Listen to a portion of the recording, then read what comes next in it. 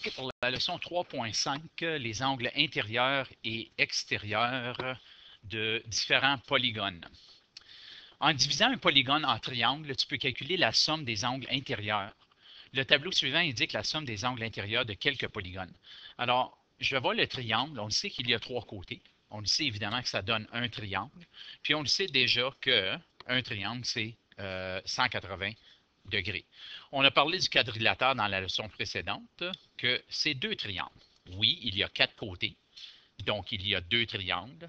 2 fois 180, c'est 360. Maintenant, regardons un pentagone de 5 côtés. Le pentagone peut être divisé en trois triangles. Alors, il y a 5 côtés, 3 triangles, 3 fois 180, c'est 540. Il y a une autre façon aussi de regarder ceci, ce serait de créer une équation avec ceci. Alors ici, la somme des angles intérieurs d'un polygone est égale à n, qui représente le nombre de côtés, fois, moins 2 fois 180. Alors cette équation ici, c'est une équation à mémoriser. Si on ne veut pas être obligé de diviser tous les polygones en triangles. Alors, le S représente la somme des angles intérieurs. Somme des angles intérieurs. Puis le N représente le nombre de côtés.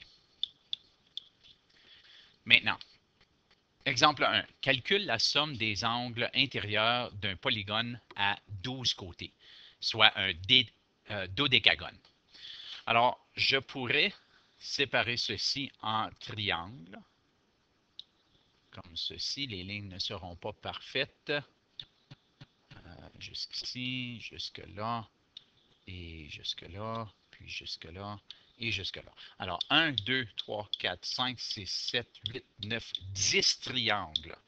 10 fois 180 est égal à 1800. Alors, encore une fois, ce n'est pas nécessaire de toujours diviser en triangle, surtout si je vous donne un polygone à 90 côtés. Évidemment, le nombre de triangles, si vous avez fait la corrélation, le nombre de triangles, c'est 2 de moins que le nombre de côtés. Alors, j'ai 10 triangles car il y a 12 côtés en tout.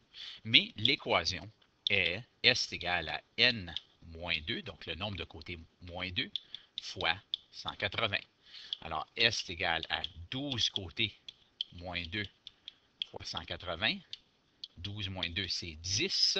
Donc, il y a 10 triangles fois 180. S égale à 1800. Alors, la somme des angles intérieurs d'un dodécagone est 1800.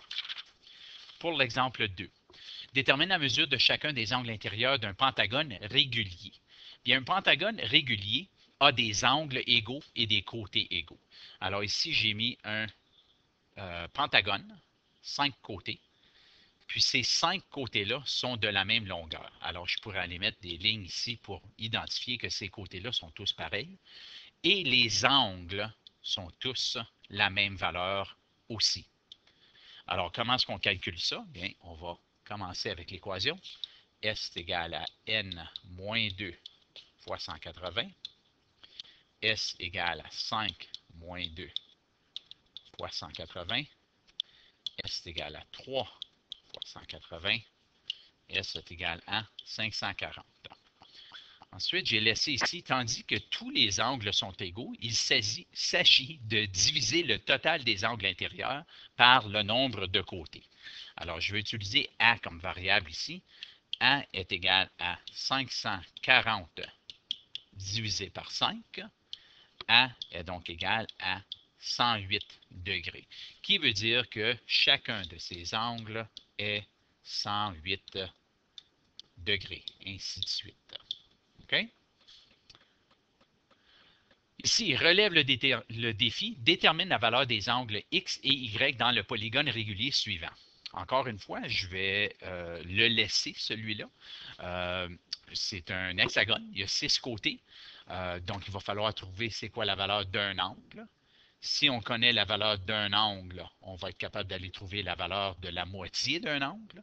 Puis ensuite, il va peut-être falloir aller trouver d'autres angles pour être capable d'aller trouver l'angle Y. Alors, je vous laisse avec ça.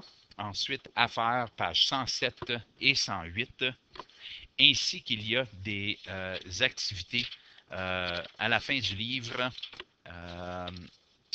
3.5 aux pages de révision 111, 112, 113 et 114.